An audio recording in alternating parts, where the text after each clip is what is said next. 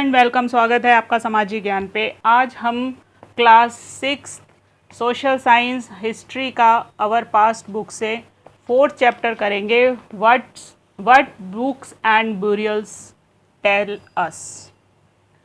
हमारी किताबें और जो दफनाई हुई चीज़ें हैं, बरियल्स होते हैं जो दफनाए जाते हैं लोग, और बाकी के और भी बहुत सारी चीज़ें, सामान वगैरह होता है जो धरती के अंदर दफना दी जाती हैं या दब जाती हैं, तो उनको स्टडी करके आर्कियोलॉजिस्ट बताते हैं कि उस समय की स्थिति क्या होगी। तो उनको क्या कहते हैं? बरियल्स कहते हैं। Mary in the library. Mary कहाँ गई है? लाइब्रेरी में गई है। As the bell rang the teacher asked the student to follow him because they were going to the library for the first time.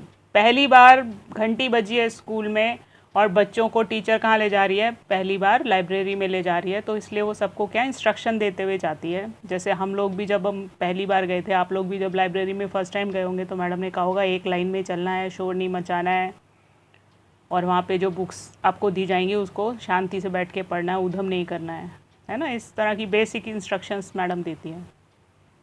Because they were going to the library for the first time, क्योंकि वो कहाँ जा रहे हैं? Library में जा रहे हैं पहली बार।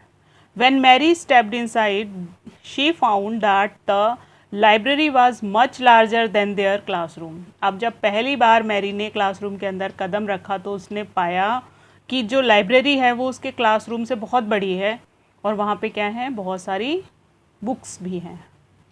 And there were so many shelves, वहाँ बहुत सारी खाने हैं, ऑल फुल ऑफ बुक्स, और जो कि सारे भरे हुए हैं किताबों से। In one corner was a cupboard filled with large old volumes.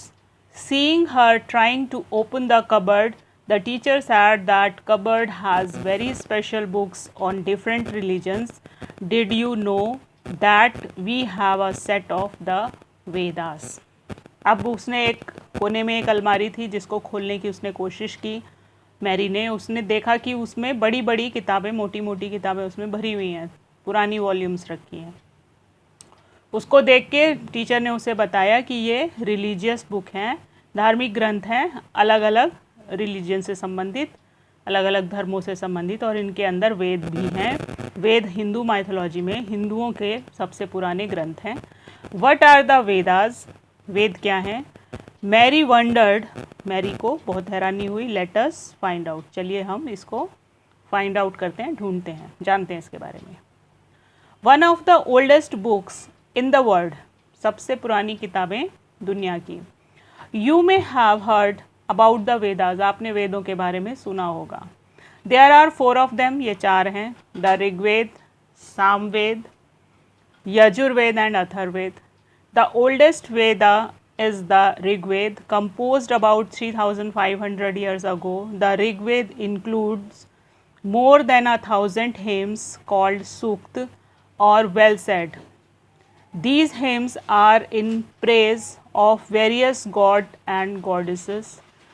3 gods are especially important: Agni, the god of fire; Indra, the warrior god; and Soma, a plant from which a special drink was prepared. 4 वेद हैं, ऋग्वेद, सामवेद, यजुर्वेद और अथर्ववेद।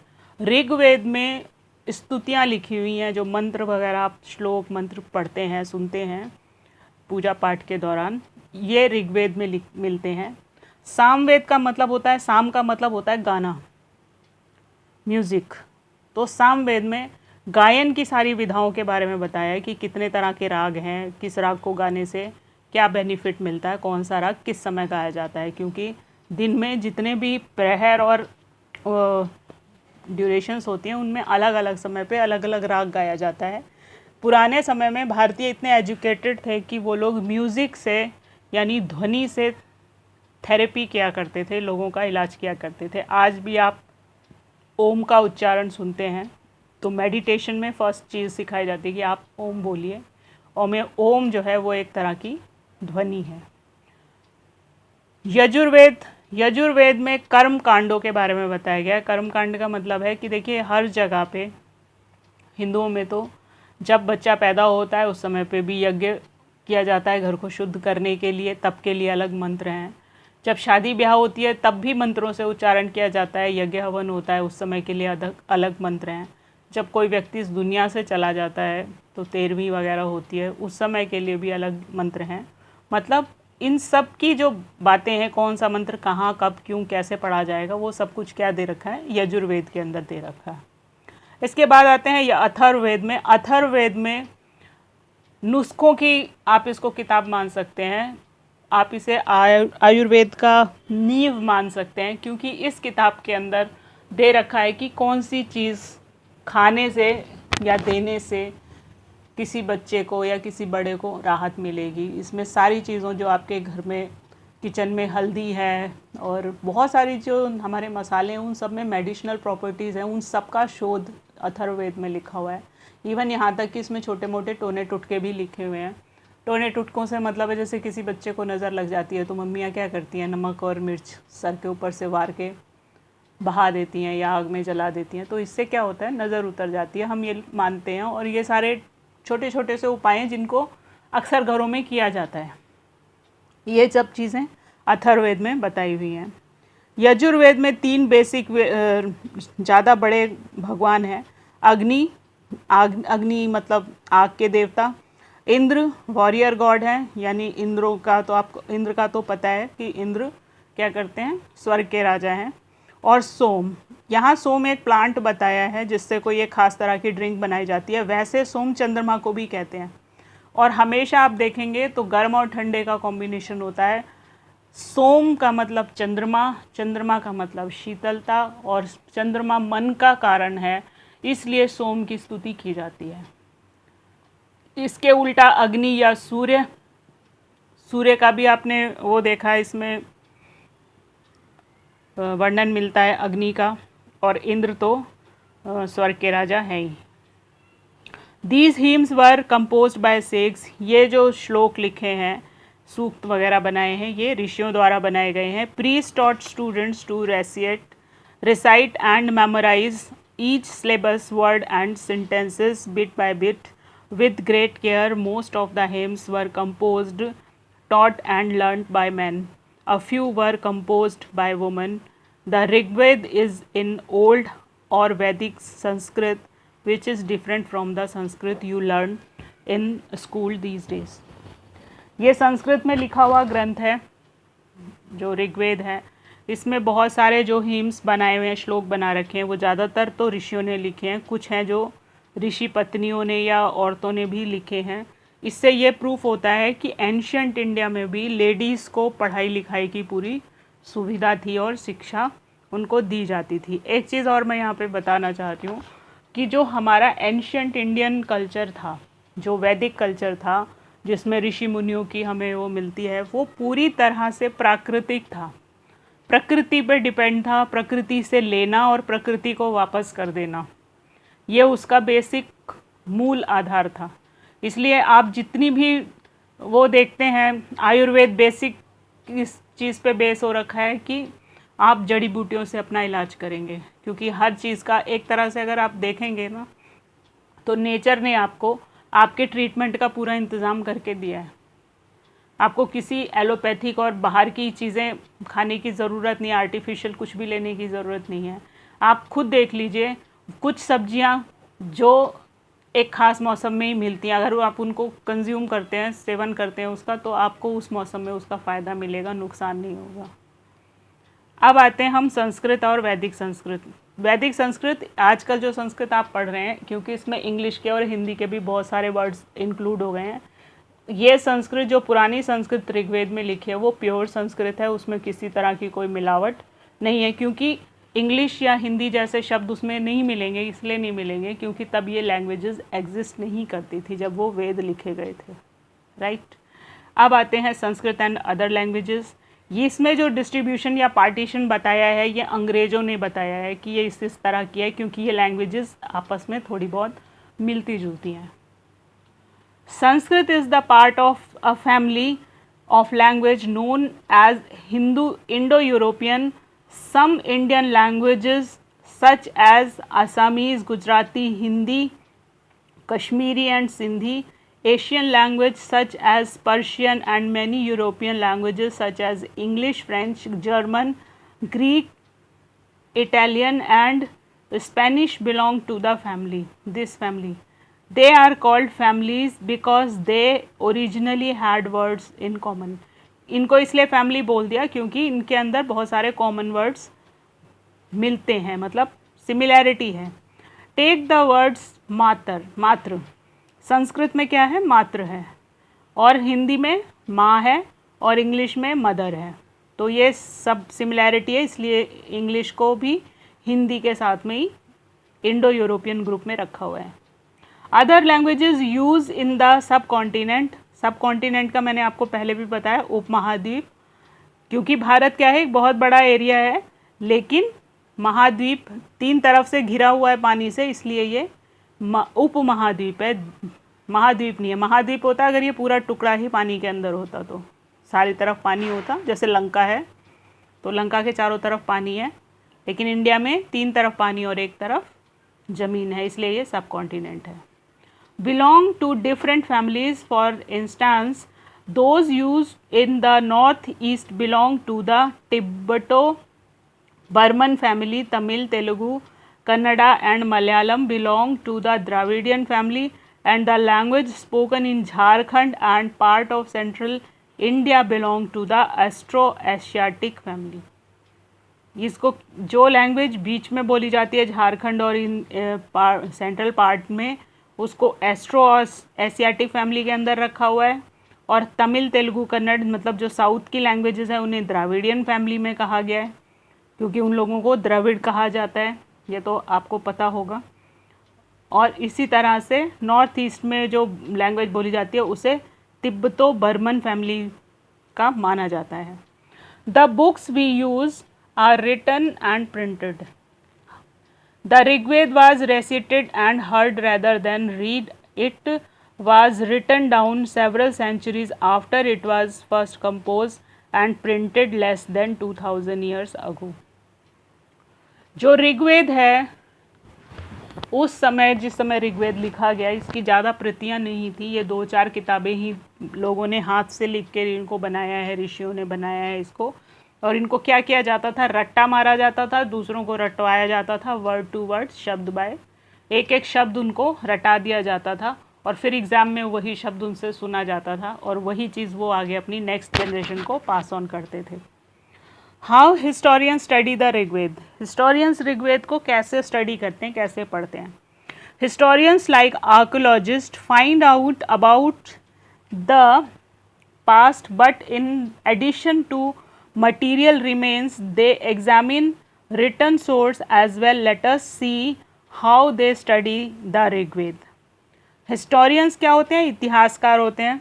और archaeologist क्या होते हैं? पुरातत्व शास्त्री होते हैं. अब इन दोनों में फ़र्क हमने लास्ट सबसे पहले चैप्टर में समझा था. जो सामान खोद के निकालते हैं, पुरानी चीज़ों को ज़मीन के अंदर से निकालते हैं और फिर बताते हैं कि ये इस टाइम के रहे होंगे, कार्बन डेटिंग वगैरह से, वो होते हैं archaeologist.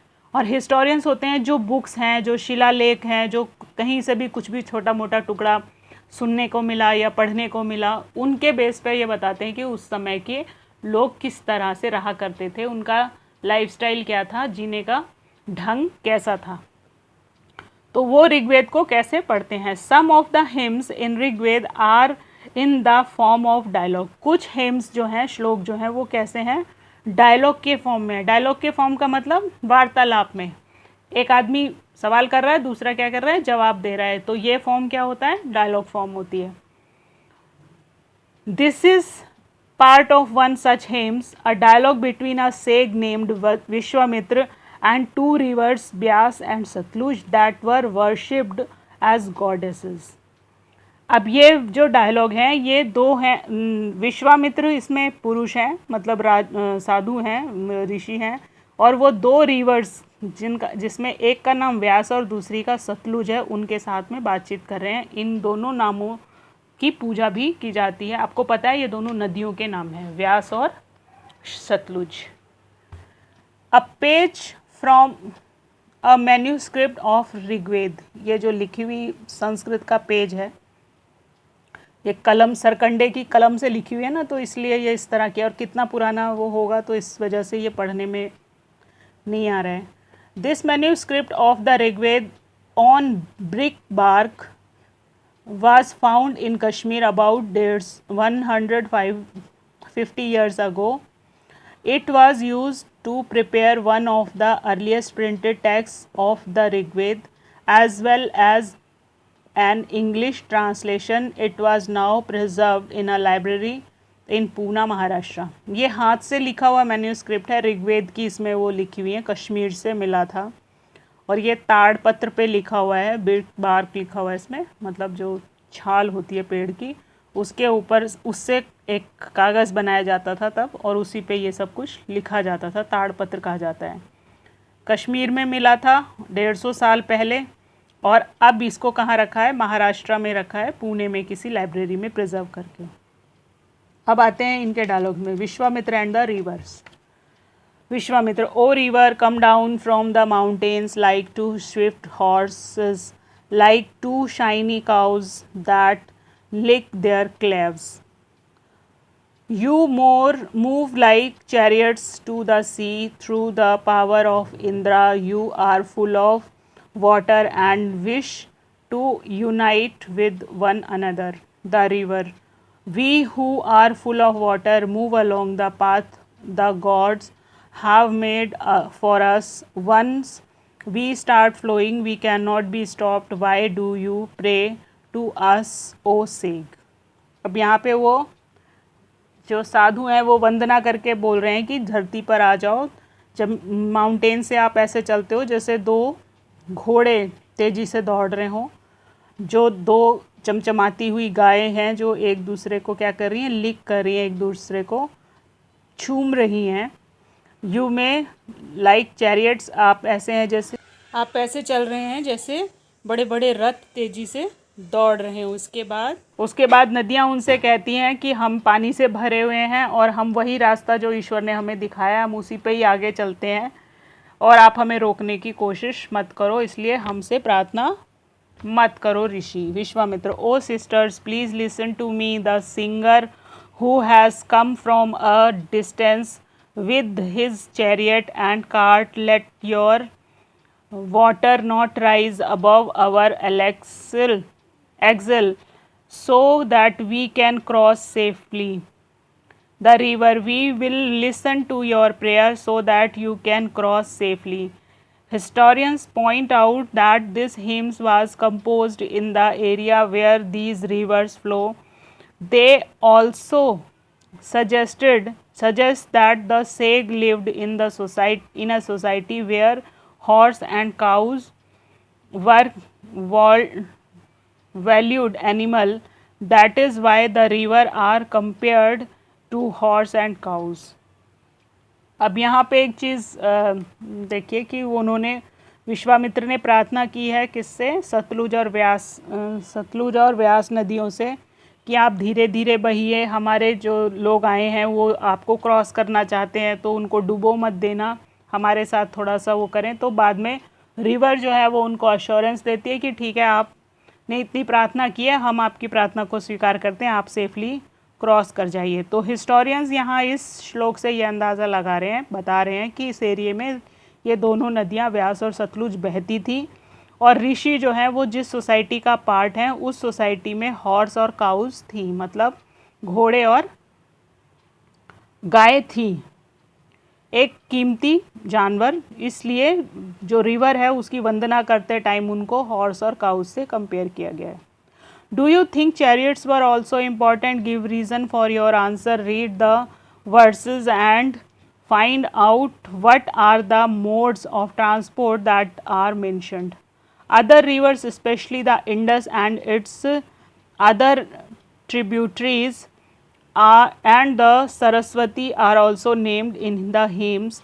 The Ganga and Yamuna are named only once. Ganga और यमुना एक ही बार इसमें मेंशन किया हुआ है ऋग्वेद में, जबकि इसके अलावा सरस्वती की भी इसमें, सरस्वती और सिंधु नदी के बारे में भी इसमें बताया गया है।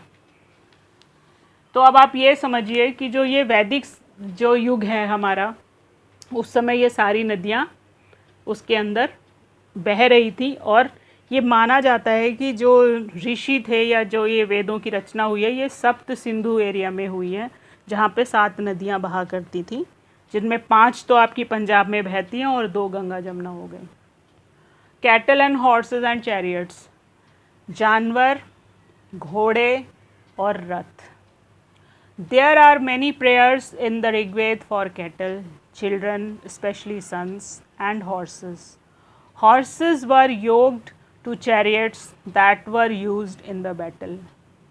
अब यहाँ पे बहुत सारी प्रेयर्स ऋग्वेद में मिलती हैं जिनमें जानवरों का उल्लेख है, बच्चों में लड़कों के लिए कुछ प्रार्थनाएं हैं और हॉर्सेस के बारे में उसमें डिस्क्रिप्शन मिलती है और चैरियट्स में उनको लगाए जाने की, मतलब उनको चैरियट्स होते हैं रथ, रथों को कौन खींच रहे हैं, घोड़े खींचते हैं, और उसमें लड़ाई का भी वर्णन कहीं कहीं मिलता है।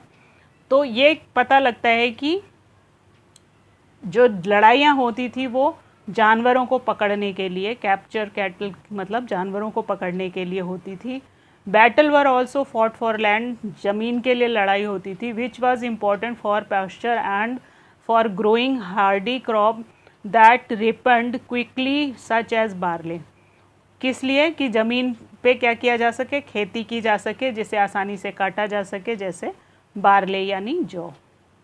सम battles were fought for water and to captured people, कुछ लड़ाइयाँ हुई हैं पानी के लिए और लोगों को पकड़ने के लिए। कैप्चर पीपल जहाँ लोगों को बंधक बनाया गया या पकड़ा गया। Some of the wealth that was obtained was kept by the leaders, some was given to the priest and the rest was distributed among the people. Some wealth was used for the performance of yajnas or sacrifices in which offering were made into the fire. These were meant for god and goddesses. Offering could include ghee, grain and in some cases animals. जो लूट होती थी, जो भी लड़ाइयाँ होती थी, वो ज़्यादातर किसके लिए होती थी? धरती के लिए होती थी और गाय भैंसों के लिए, गायों के लिए होती थी, क्योंकि यहाँ भैंस का उल्लेख नहीं है। गायों के लिए होती थी, घोड़ों के लिए होती थी। और जो भी प्रॉपर्टी जीती जाती थी, जो वेल्थ जीती जाती थी, उसको बांट दिया जाता था। कुछ लीडर्स जो लड़ने वाले योद्धा हैं, सैनिक लोग हैं, उनको मिलती थी। उसके अलावा कुछ डिस्ट्रीब्यूट हो जाती थी, जो लोग वहाँ थे उनको, पुजारियों को, प्रीस्ट को मिलती थी, यानी पुजारियों को मिलती थी। और कुछ जो पैसा होता था उसको खर्च किया जाता था यज्ञ के ऊपर, ताकि देवी देवताओं की कृपा उन्हें मिले और उससे वो और भी फले फूलें। जो सेक्रीफाइसेस होते थे, जो यज्ञ वगैरह होते थे, उसमें वो घी, अनाज और कुछ केसेस में एनिमल्स की भी बलि देते थे। यानी ये सब पूजा पाठ का एक हिस्सा था, उसमें ये सारी चीज़ें इस्तेमाल की जाती थी। ये छोटी छोटी सी चीज़ें आजकल भी चलती हैं। जैसे आप कभी देखेंगे घर में सत्यनारायण की पूजा है और आपके यहाँ किसी का बर्थ हुआ है, तो उस समय पे भी यज्ञ परफॉर्म होता है और उस यज्ञ में यज्ञ की आहुति के लिए जड़ी बूटियाँ और ये सब कुछ घी में सारा मिला के दिया जाता है आहुतियाँ, ताकि जो देवी देवता हैं उनके नाम पे आप आहुति देते हैं और वो जो है वो उनको स्वीकार करते हैं। Most man took part in these Wars, ज़्यादातर लोग इस झगड़े में या इन लड़ाइयों में हिस्सा लेते थे। There was no regular army, एक स्थायी आर्मी या सेना नहीं थी। But there was assemblies where people met and discussed matter of war and peace. They also chose leader who were often brave and skillful warrior. लोग, कोई स्थायी सेना तो नहीं थी, लेकिन लोग मिलते थे और जो भी समस्याएं होती थी उनको आपस में डिस्कस करके उसको सॉर्ट आउट करते थे। अगर लड़ने की ज़रूरत है तो मिलजुल के लड़ाई भी लड़ते थे, और जब शांति का काल है तो आराम से प्रोग्रेस के लिए काम करते थे। वो अपने लीडर चुनते थे कि हमारा नेता कौन होगा, और उसके बाद में ऐसा नेता चुनते थे जो कि ब्रेव हो और स्किलफुल हो, मतलब जिसके पास दिमाग हो और जो बहादुर हो। Words to describe people, there are several ways of describing people in terms of work they do, the language they speak, the place they belong to, their family. their communities and cultural practices. Let us see some of the words used to describe people found in the Rigveda. अब यहाँ पे देखिए कि जो लोग जिस तरह का काम करते हैं, यहाँ पे बहुत सारी चीज़ों को डिस्क्राइब करने के लिए, आदमियों को डिस्क्राइब करने के लिए कुछ वर्ड्स हैं, टर्म्स हैं, और उनको अलग भाषा में बोला जाता है और उनकी उसी से पता लगता है कि वो किस जगह से, किस प्लेस से और किस फैमिली से बिलोंग करते हैं। उसी तरह से उनकी कम्युनिटी का पता लगता है और उनकी संस्कृति का पता लगता है। कल्चरल प्रैक्टिसेस का मतलब उनकी संस्कृति किस तरह की है, क्या रूल्स फॉलो कर रहे हैं वो लोग। ऋग्वेद में ये सब पता लगता है। There are 2 groups who were describe in terms of their work. यहाँ 2 ग्रुप का वर्णन मिल रहा है। The priest some time called Brahmans who performed various rituals and the rajas. यहाँ पे 2 लोगों का उल्लेख मिल रहा है, एक तो ब्राह्मण का मिल रहा है और दूसरा राजा का मिल रहा है। प्रीस्ट यानी ब्राह्मण यानी पुजारी। अब ये प्रीस्ट अलग अलग उसमें हैं, एक तो राजा के सलाहकार भी होते हैं जैसे राजगुरु, ठीक है, वो भी ज़्यादातर ब्राह्मण ही हैं, और दूसरे राजा हैं। और इसके अलावा these rajas were not like the ones you will learning about later. जो बाद के राजा हैं जिनमें आपने देखा कि राजा है और राजा जब मर गया तो अपने बेटे को सिंहासन दे गया और उसके बाद जब उसका बेटा आएगा तो वो सिंहासन पे बैठेगा, मतलब एक के बाद एक ही उससे चलता रहेगा और राज सत्ता के लिए लड़ाइयाँ चलती रहती हैं, कभी मंत्री कभी कोई। इस समय पे जो ये टाइम चल रहा है वैदिक काल में, जो व्यक्ति योग्य है वही कुर्सी पे बैठेगा, उसी को सत्ता मिलेगी, यानी वो ही नेता बनेगा। और नेता का काम क्या है, अगर लड़ाई की कंडीशन आती है तो वो लड़ेगा, भूमि जीतेगा, जो भी वेल्थ जीतेगा वो सब में बांटेगा और पूजा पाठ यज्ञ में भाग लेगा। और किसकी सलाह पे करेगा, ब्राह्मण्स यानी प्रीस्ट की सलाह पे ये सारा काम वो करेगा। They did not have capital cities, palaces और armies, nor did they collect taxes. उनके पास में कोई कैपिटल सिटी नहीं है, यानी कोई राजधानी नहीं है, कोई राजा पैलेसेस नहीं है, यानी कोई राजमहल नहीं है, कोई आर्मी नहीं है, और वो किसी से टैक्सेस भी नहीं कलेक्ट करते हैं, यानी वो किसी से किसी तरह का कर भी वसूल नहीं करते थे। Generally son did not automatically succeed father as raja. ये भी प्रथा यहाँ पे है कि कोई भी व्यक्ति जो राजा है उसका बेटा भी राजा नहीं बनेगा, जो उसका सक्सेसर है वो राजा नहीं बनेगा। ये भी यहाँ पे इन बुक से पता लगता है। क्यों? क्योंकि ये हमेशा क्या है, अभी आपने इससे पहले वाले पैरा में पढ़ा कि पीपल डिस्कस कर रहे हैं और ये देख रहे हैं कि जब हम पे मुसीबत आती है तो कौन ज़्यादा क्लेवर तरीके से, समझदारी से हमें बचाता है। जैसे अभी आपने रिसेंट फिल्म देखी थी बाहुबली, तो उसमें 2 तरह के राजा हैं। एक तो ब्रेव है लेकिन वो अपने लोगों को बचाने के बजाय सिर्फ जीतने पे यकीन रखता है। एक ब्रेव भी है और इतना स्किलफुल है कि वो अपने लोगों को बचाने के लिए काम कर रहा है, ठीक है।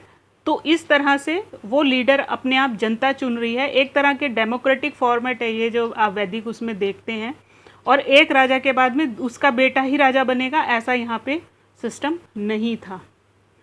तो आप ये कह सकते हैं इन शॉर्ट कि भारत से ही डेमोक्रेसी की नींव पड़ी है। फर्स्ट पार्ट यहीं तक रखते हैं, नेक्स्ट पार्ट हम अगले अंक में आपको देंगे। आई होप कि आपको पसंद आया होगा। Thank you, thanks for watching.